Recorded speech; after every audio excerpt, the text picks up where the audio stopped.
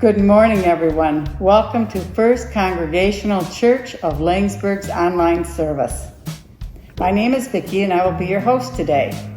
Today is the 16th week of Ordinary Times, and we are in a series entitled True Religion, which is an exploration through the book of James.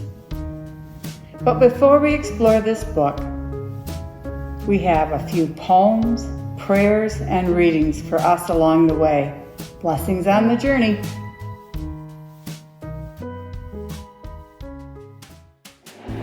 Hi, this is Peyton, and I'm going to be doing the call to worship, which is Psalm 19, retold by Malcolm Butte. In that still place where earth and heaven meet, under mysterious starlight raise your head and gaze up at their glory, the complete. Consort dancing, as one poet said, of his own words, but these are all God's words. A shining poem waiting to be read, afresh in every heart. Now look towards the brightening east and see the splendid sun rise and rejoice, the icon of his Lord's true light. Be joyful with him, watch him run his course, receive the treasure of his light, pouring like honeyed gold till day is done. As sweet and strong as God's laws, as right as all his judgments, and as clean and pure, all given for your growth and your delight.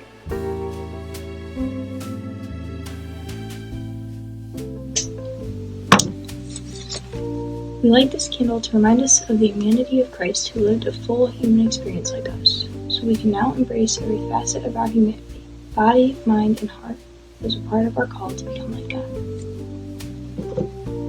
We light the same candle to remind us of the divine nature of Christ, who overcame with love every evil we can see, and whose resurrection proves to all the world that love overcomes evil, sin, and even death.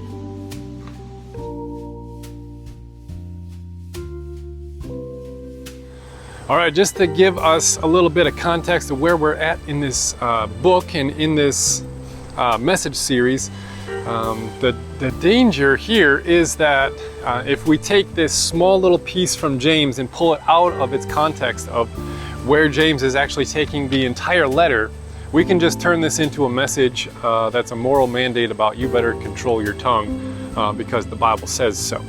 And that is not exactly where James has taken this as a piece of Jewish wisdom literature.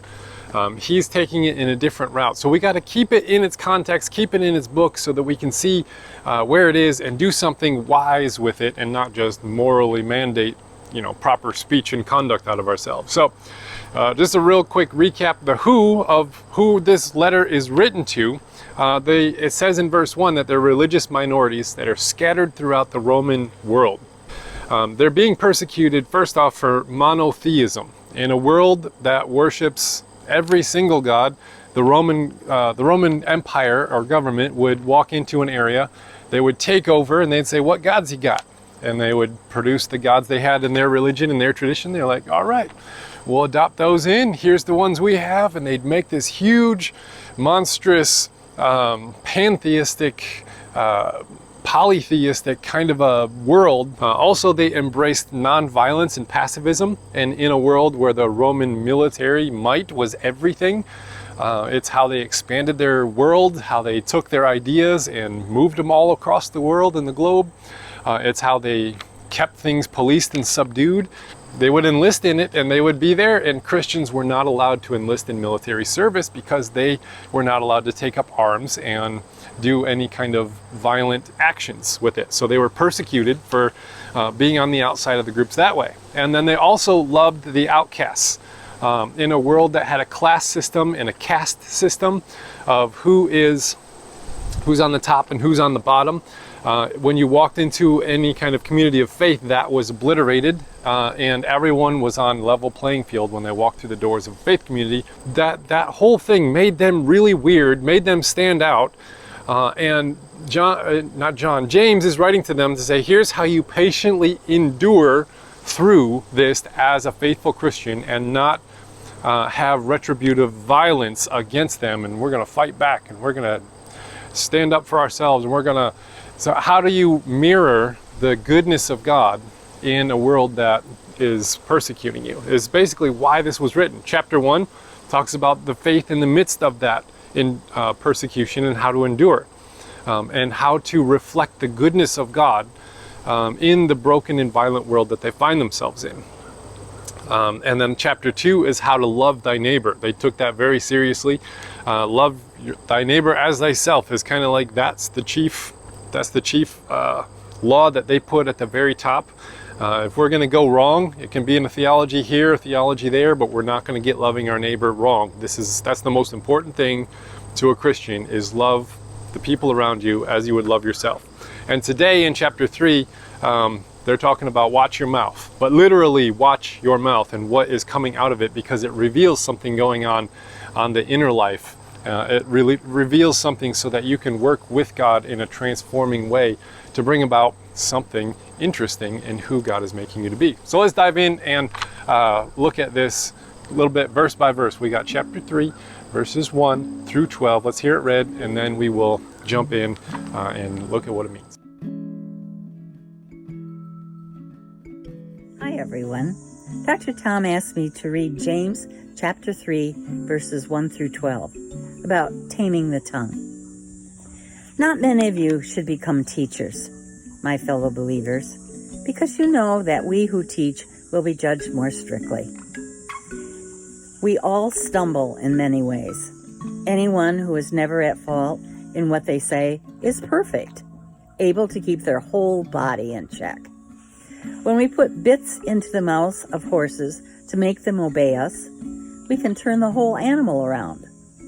Or take ships as an example. Although they are so large and are driven by strong winds, they are steered by a very small rudder wherever the pilot wants to go.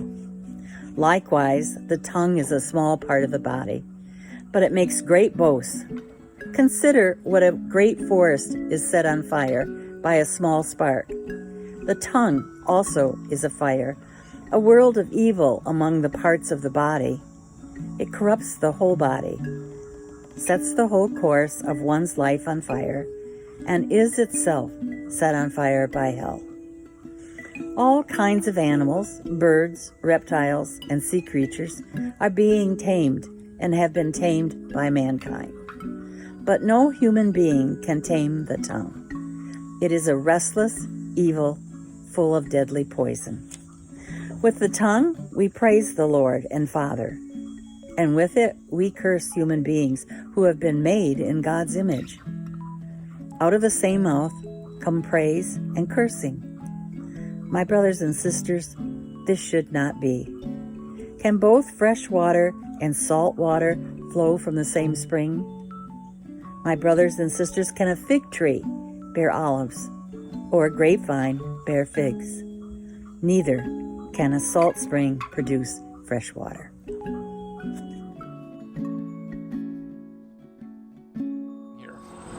Now, in a world of a Roman government where the higher up you go in the echelons of society, the more perks are available to you. This seems weird to not do that then in the communities of faith.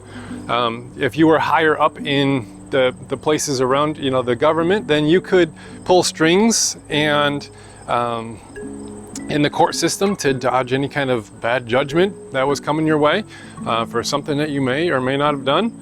You can gain more money, more power, more influence, and pad your wallet and pad your account and make yourself very comfortable in the world around you. And then you can get recognition and fame as you're walking around town. It's like, hey, that's that person who's in charge of so-and-so and all these other things. So that is kind of normal in human societies, that the higher up you go, the more perks are involved in it, the more benefits you get out of the deal. And here in these communities of faith, they bring that mindset into it, and James is saying that's not how it works here. In communities of faith, the higher up you go, the stricter the judgment is that you go up. Now, if you're thinking to yourself, judgment, like God's gonna use a different book on you at the end of all things when you're standing before God in a whole judgment day, and God's like, oh wait, I was a teacher, let me get my different book out here. We got a thicker book with more bullet points in it, and we're going to really fine-tooth comb your life down and see if you were up to snuff. That's not exactly what we're talking about here and where it's going. It's not a finer law with more bullet points. This is more of a purging of your inconsistencies, dualities, and incongruities in the present day and age. Because as a teacher, in anything of a spiritual nature, you reproduce who you are, not what you know. If you're teaching someone an electrician's stuff, and you're teaching them how to do electrician-y things, you can tell I'm not an electrician, then you're going to teach them what you know, and they're going to be like, okay, now you can go out and do electrician work. But when you're talking about discipleship, you're teaching people things to know, but you're also reproducing who you are in other people. And it's really important that you have consistency to who you are on the inside as who you are on the outside. Because as we all know as parents, you don't just teach your kids what to know, but you actually reproduce who you are in your children. Oftentimes we're like, oh wow, I do that, don't I? Kind of a thing. So all of this stuff going on in the world today, in the church, where there's uncovering of abuse and scandal and greed and corruption, is the stricter judgment in play right now. Everything that you're seeing in the headlines of evangelical church here and Anglican church here and Catholic church here and this leader and that leader and people falling and people being uncovered that, oh, they were actually abusive. All of this stuff is the stricter judgment in play. And instead of trying to recover it up, instead of trying to ignore it and saying, oh, they're just victim mentality and they're just blah, blah. We ought to be, as Christians, humbly confessing, repenting, and learning about how to be, not verbally and violently opposing the things that are coming out, but actually saying, you know what, we need to look at this and we need to learn from this and we need to adjust ourselves in repentance, because there's a stricter judgment for us all. And it's interesting in verse 2, he just lays it out. Hey, we all make mistakes. We're all going to do this. The way forward is to watch what you say and what you desire to say as a window to the inner life that you have. Because he's talking about the perfect person is able to control their tongue. Well, that sounds perfectly, but no one's able to do that. So then who can be perfect? Remember, this is wisdom literature, and we're supposed to paradoxically balance things out. So he says the perfect person, that's the Greek word telos, and that means like the destination of your maturity, like your end point, your intended, created goal of what your life ought to look like. That when it's perfect, it's not just, pristine morally or pristine, you look good, but you're who you ought to have been because God created you this way. And humanity has a telos to it as well, an intended destination that we're all headed to. And it's this balance of an unachievable goal that says if you can control your tongue, you can get there, but nobody can control their tongue, so who can get there? That's what we're going to explore in the next section. Okay, so now he goes off into being able to tame your tongue, being like taming a horse or steering a ship. So he uses these two positive illustrations off the bat to say, hey, it's kind of like this. A lot of pastors use illustrations. James really likes concrete illustrations like this as well. He says that you can make this 1,500, 2,000 pound animal go where you want it to go by just putting a little bit in its mouth, and then you just give a tug here or there and you like steer this big monstrous animal. Horses are big. I don't know if you know this, but they're like big. They're bigger than big. And it says you can persuade them to trust you, that you know where you're going, and they'll just go because they trust that you know. That's that whole persuade and trust are the two verbs used in the Greek language there about how we lead horses. We persuade them to trust us that we know where we're going. And then they'll just follow with that little bit in their mouth. Also, we can make great vessels, big ships that are driven by strong winds, go to where the sailor or the captain intends or purposes it to go. So here he takes these two powerful forces, horses and ships. Now, a horse can pull like 1.5 times its body weight in a wheeled cart. But if you take two horses, it can pull 4 times as much a load as a single horse can. So you start adding things up here. That's a lot of power. It's horsepower. That's where we get the term, believe it or not. And then it says that one ship can, and then it says ships. Well, ships, a cargo ship, like one of those big 700-foot long cargo ships that you see in the Panama Canal, that can hold 25,000 tons. That's a lot of tons, by the way. That's like 25,000 of my cars. It can hold those. A sailboat back in that day, about 20 foot long, can carry about 2,500 pounds plus its crew. Now, those are two illustrations from its time. If you were to kind of move that forward into our time, you can say, you know what? One wheel can direct a double-axled semi-truck that can carry 34,000 pounds. You know, you just take a steering wheel, you turn it, it has a bar that connects to like the steering front wheels, and it turns everything just with a little tiny steering wheel.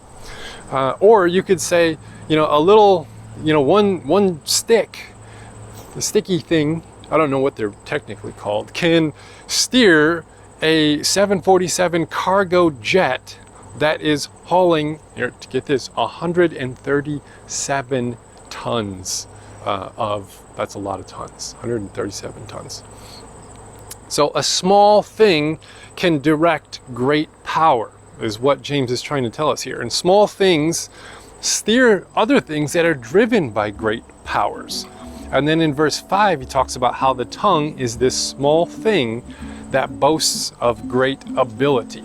And then he goes into some negative illustrations.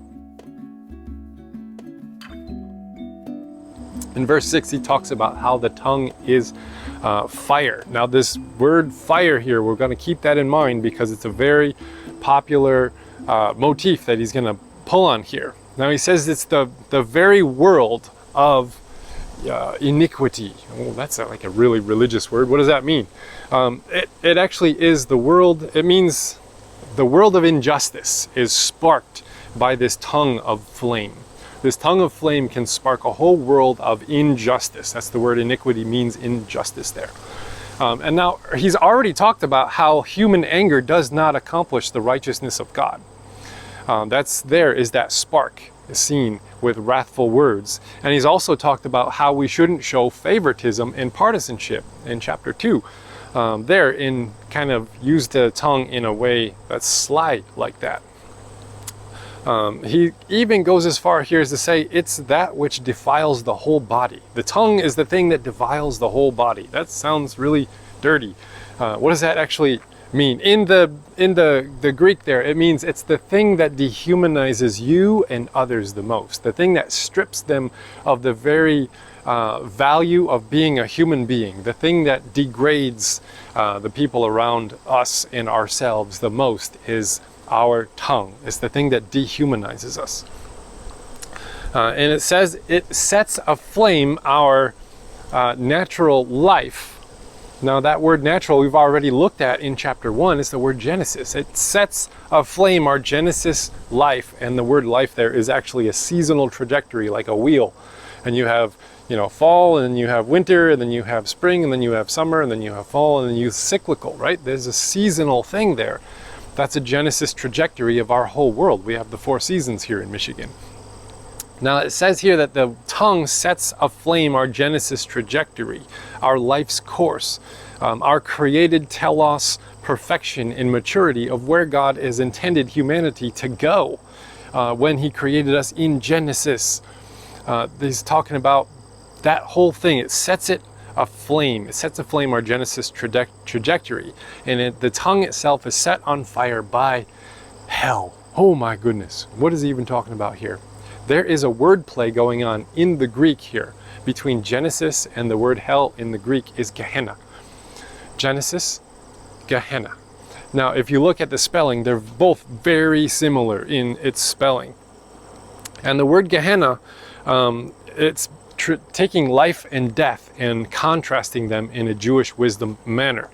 Now, if you're thinking to yourself, lake of fire, Dante's Inferno, you know, Satan and demons and all this other crazy stuff, that's not exactly the Jewish understanding of Gehenna. Gehenna was the flaming dump heap outside of the city walls of Jerusalem.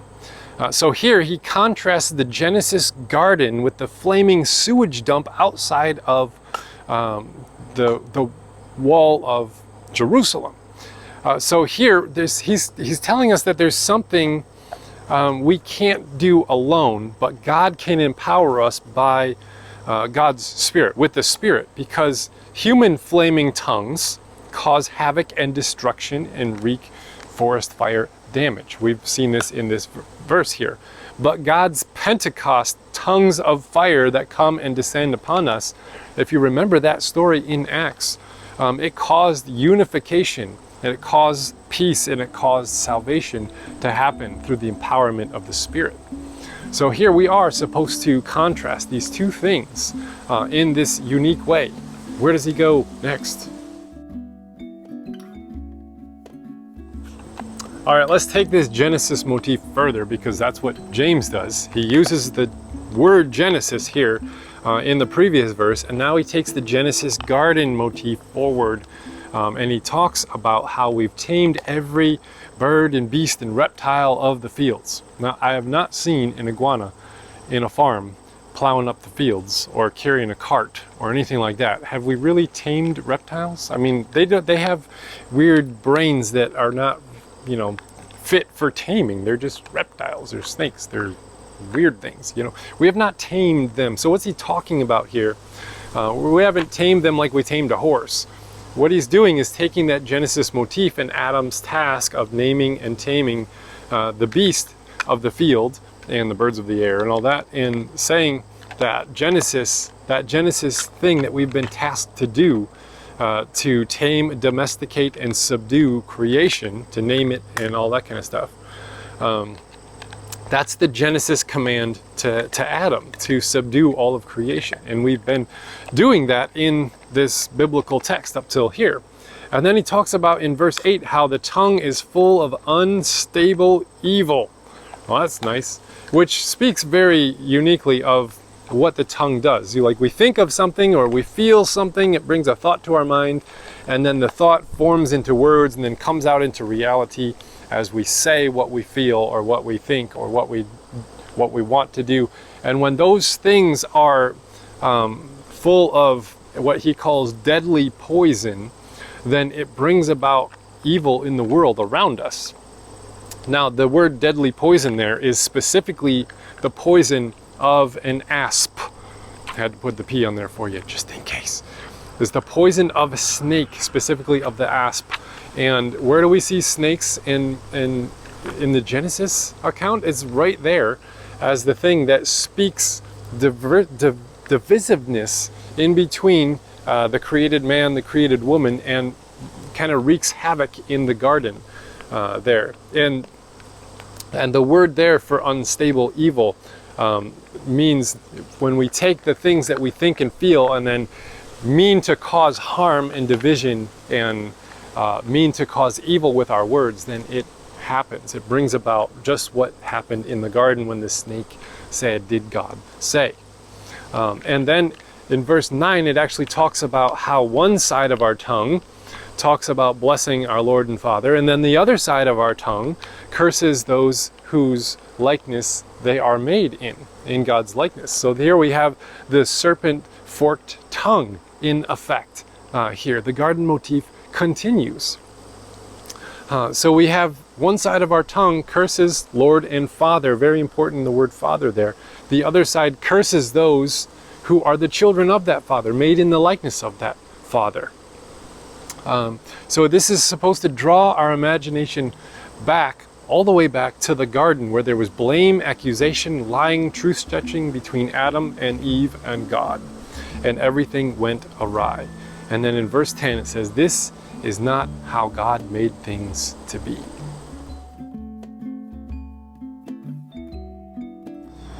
So verses 11 and 12 talks about different kinds of fruit and different kinds of water coming from a source somewhere. So can sweet and bitter water come from the same fountain?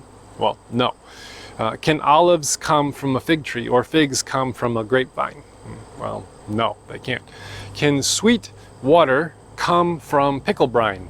Is pretty much what that last saying is. The salty bitter water is a pickle brine that they're talking about, where you add salt to preserve things.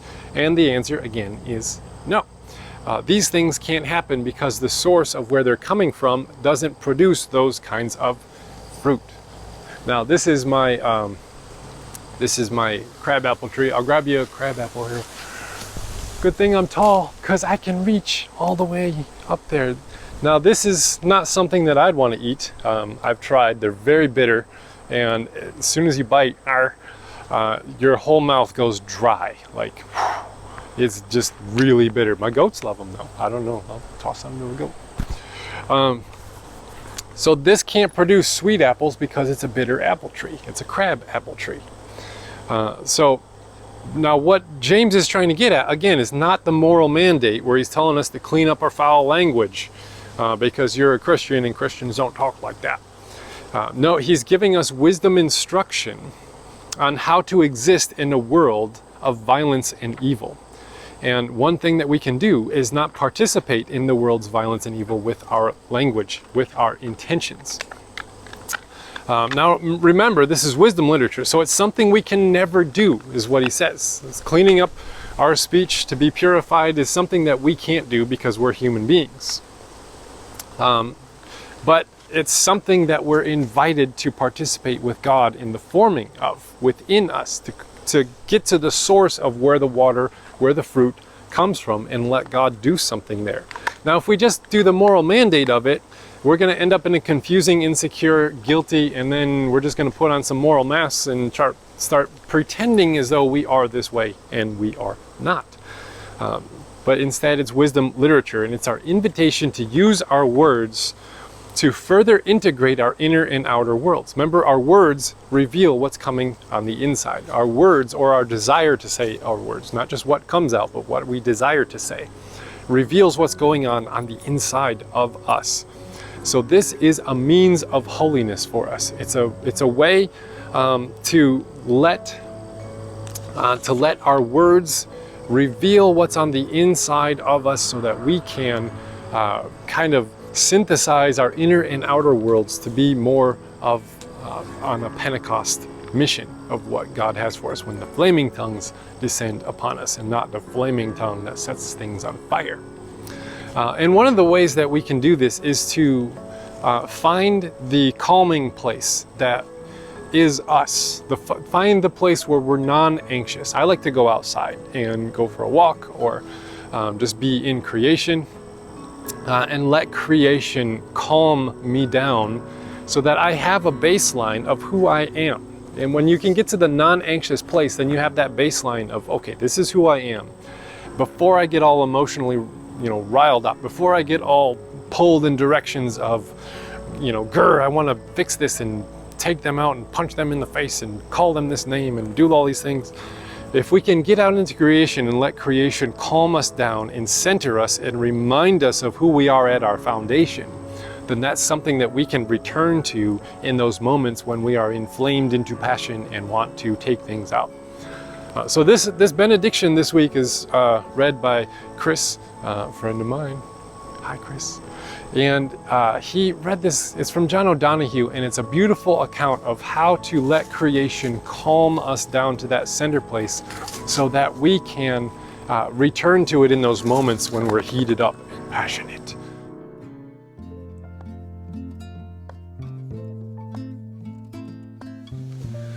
When the mind is festering with trouble, or the heart torn, we can find healing among the silence of mountains or fields, or listen to the simple, steadying rhythm of waves.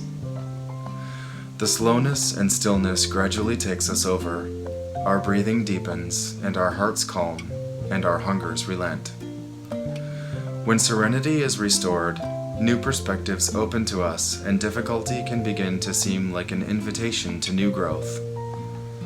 This invitation to friendship with nature does, of course, entail a willingness to be alone out there.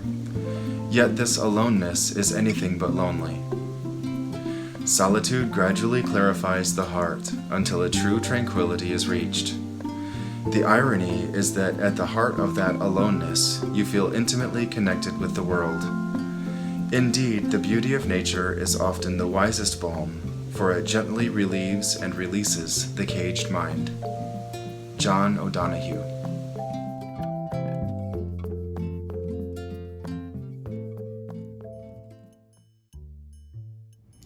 Thank you so much for joining us online today. We hope this service has been a blessing to you. What now? 1, you could participate. If you would like to participate in our online service, we would welcome your readings with a simple phone recording. I actually think that's kind of fun to do. You might like to try that. 2, partner. If you would like to give financially to ensure the continuity and continuation, of this online service, there is a link on the bottom of your screen. And 3, subscribe. You may subscribe on YouTube or like our page on Facebook to stay updated with our online service. We hope you have found hope, help, and healing today. See you next week.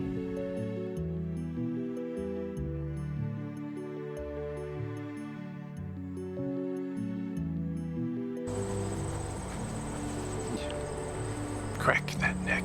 Ow. Taking, a lot of, a driver or a captain or a horse rider. I don't know, is that a driver still?